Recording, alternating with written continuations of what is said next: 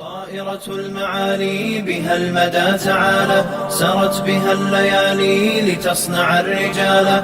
طائرة المعالي بها المدى تعالى، سرت بها الليالي لتصنع الرجال.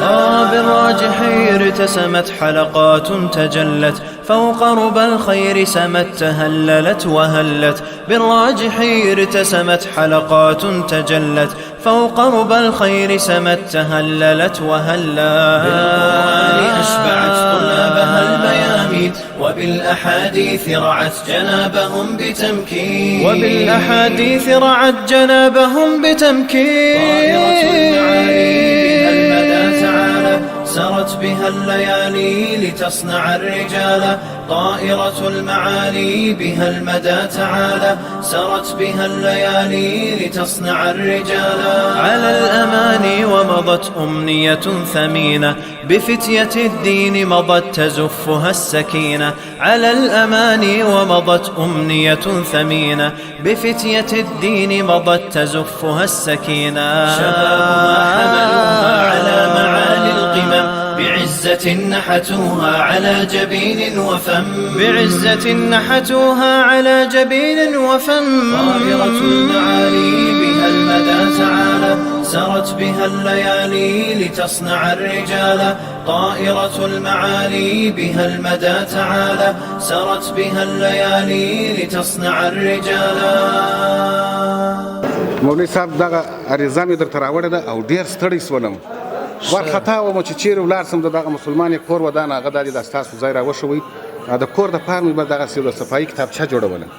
ښه، د کور د صفایي دپاره دا زموږ معلوماتي څانګه یو خو سیار مرکز په ټولو ناحیو کې زموږ دا ګرځي، سپین موټر دی، اعلانات تحقیق. بل دغه زموږ شعبه ده چې دلته راسې دغه عریضه اولین موږ ته راوړل کېږي، چې اول په ښاروالۍ باندې په ګیټ را داخل شوې، دلته دغه موږ ته راوړل کېږي. بیا ټوله کار یې موږ در خلاصوو، بیا مربوطه شعبې ته جاستو. ښه خیر چې کور دې ودان به دغه کار که دې راوکړي.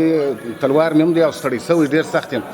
مولوي صاحب دغه پوښتنه مې درڅه کوله، دغه خلک چیش دپاره ناست دا چیش کوي؟ دا خلک چې دی دا د ټوله ښار د کتابچو د جوازو او د خټو امر چې کومې پیسې تاویلیږي هغه په دغه بانک کې تاویلیږي. ښه دا بانک دی، دا د دې په ښاروالۍ کې.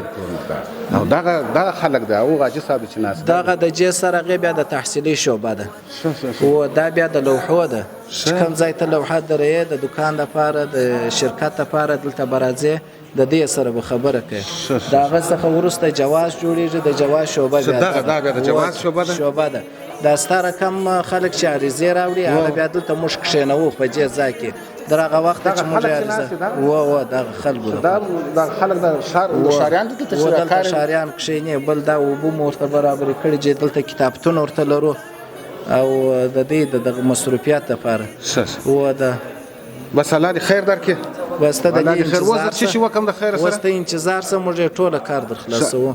ستړی یم دلته په بړی کښېنم. غم اوسه دلته کښېنه، دغه د ناستې ځای.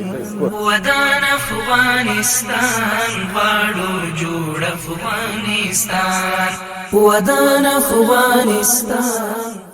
دغه عریضه ده ورور. ښه مولوي صاحب دا اوس چیرې ویسمه؟ دا عریضه یوسه د عوایدو ریاست ته یوسه. ښه یعنې هلته دغه عریضې ټولې عریضې هغه ځای ته وړل کېږي؟ یا که چیرې د خټو موضوع وه هغه بیا د سکټوري ریاست ته موږ راستو. و که د ښاروال صاحب یا د معاون صاحب اړوند وه هغه په موږ پورې اړه لري. سیده که چیرې دغه ستا د کور د صفایي او د دکان یې د جواز موضوع یې هغه هم دغه د عوایدو ریاست ته موږ راستو. دغه به زه چیرې پیدا کړم دا شعبه؟ دا بس په دا دهلیز چې ورننوتې پوښتنه وکړه د معاون صاحب د شعبې پر مخامخ د عوایدو ریاست. بس قربان دې سم، د خدای په امان. بخښه به ډېره کوئ. خیر ګرانو ښاریانو، کله چې تاسې ښاروالۍ ته راسئ لارو لیکه نه درته معلومیږي، په یوه شعبه او په بله شعبه مه ننوځئ. د کندهار ښاروالۍ ستاسو دپاره د معلوماتو څانګه جوړه کړې ده. که عریضه یې او که کوم شکایت یې ټوله معلومات تاسو ته درکول کېږي.